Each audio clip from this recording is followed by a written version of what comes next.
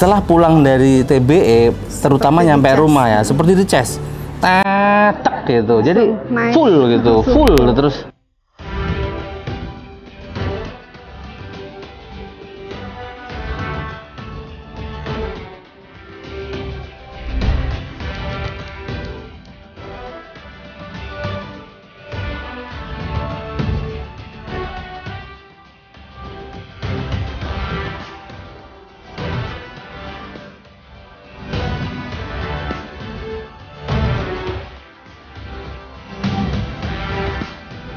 Assalamualaikum warahmatullahi wabarakatuh. Saya Koko Sumarto alias Jimmy Chandra ya panggilan saya. Saya dari Bekasi dan ini Ana Nuraini istri saya. Jadi awalnya kita terus terang lagi usaha, punya utang ya lumayan banyak ya, sekitar 18 miliar ya total ya, semuanya di beberapa titik. Nah, ketika kita fokusnya ke utang gitu, jadi usaha kita terpuruk dan semakin terpuruk. Nah, setelah itu kita lihat-lihat terus terang, lihat-lihat di YouTube ada salah satu tokoh sembako yang besar ya, yang kita kenal, kita tahu ya, bukan kenal, kita tahu. Nah, beliau langsung saya datengin, hari Sabtu saya lihat YouTube, hari Minggu saya datengin, dan saya yakin diarahkan ke MMC karena kita dulu berpikir ini penipuan gitu. Kita berpikir penipuan karena ketika kita hubungi MMC pun wah ragu-ragu gitu. Apalagi Pak Hilmi telepon kita, ini bener nggak sih, jangan-jangan penipuan gitu. Apalagi bagi kita yang saat ini mungkin usaha agak ngedrop ya, mungkin biaya itu lumayan mahal. Nah, apakah ini penipuan atau bukan? Tapi alhamdulillah Pak Hilmi pendamping kita selalu menghubungi kita, memberi masukan-masukan, memberi dorongan bahwa ini benar dan real lah. Diyakinkan lagi dengan tadi senior kita di bidang sembako ya. Itu akhirnya saya yakin mendaftarkan diri di TBE. Nah, sebelum TBE itu aduh pusing banget. pusing tujuh keliling. Malam nggak bisa tidur. Ketika Pak Hilmi pendamping kita ya dari MMC telepon, "Pak, sholat malam." Boro-boro sholat malam, kita tidur udah pagi, nggak bisa tidur gitu. Boro-boro Pak, kata saya gitu. "Pak, sholat subuh jangan lupa, bangun kita jam 9. Enggak, aduh, karena tidur kita udah jam 4, jam 5 gitu. Jam 12 mungkin telepon beliau gitu. Jadi alhamdulillah ya disupport terus selama sambil nunggu TBE ya tanggal 6 tanggal Juni. Nah, akhirnya alhamdulillah kita ikut TBE. Mungkin di hari pertama mungkin terus terang kita masih biasa-biasa aja gitu. Hari kedua lumayan ya kita, yang tadinya ngedrop banget. Nah, saya mengibaratkan begini, kayak baterai atau aki mobil yang soak gitu ya, soak banget, pokoknya 0% ya strumnya.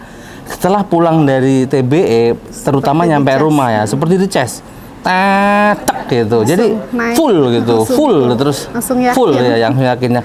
Yang semula kita fokusnya ke cicilan, sampai mobil saya udah kejual 4 biji gitu buat store gitu.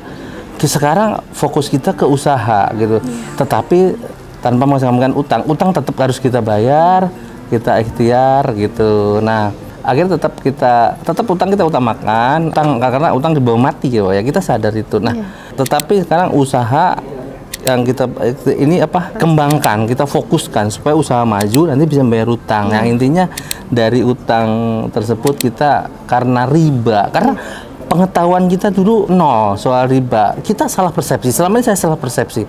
Saya bilang bank itu nggak riba gitu, karena baju dibeli pakai antara bank, uang dan riba itu dulu saya salah pengertian gitu loh. Karena kalau bank itu riba, kita makan nasi, beli nasi pakai apa? Pakai uang. Uang produk mana? Produk bank gitu loh. Bagi kita pinjem itu nggak haram. Nah, ternyata itulah salah pemahaman gitu loh.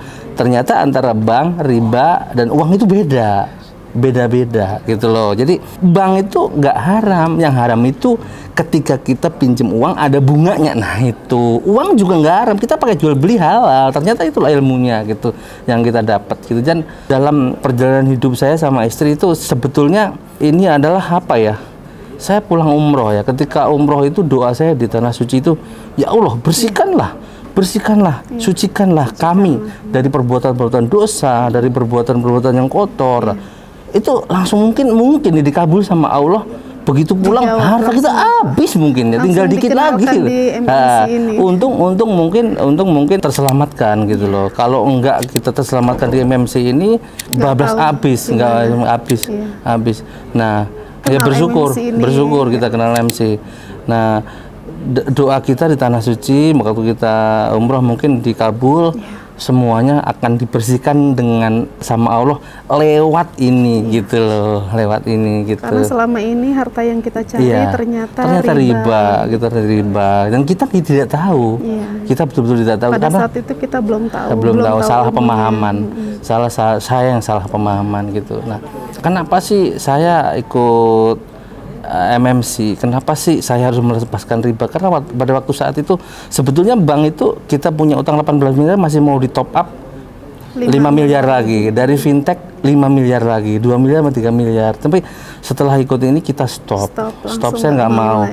18 kalau kita nambah 5 aja udah 23, nambah 5 lagi jadi 28, nggak mungkin, saya terlalu berat. Jawabannya di akhirat. Nah, ya, makanya kita stop ya.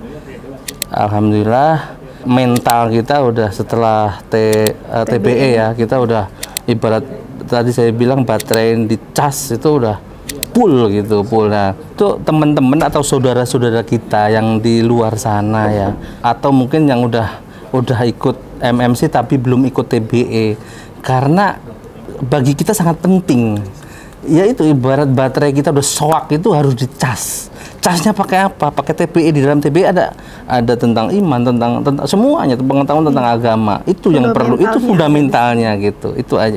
Itu sangat penting gitu. Dan wajib ikut TBE. Jangan wajib ikut TBE. Kalau kita bawa mobil, jangan sampai mobilnya ada tapi mesinnya nggak ada. Jadi kerangka doang jadi nggak akan jalan gitu, nggak akan jalan. Kopong kalau kata orang bilang kopong gitu.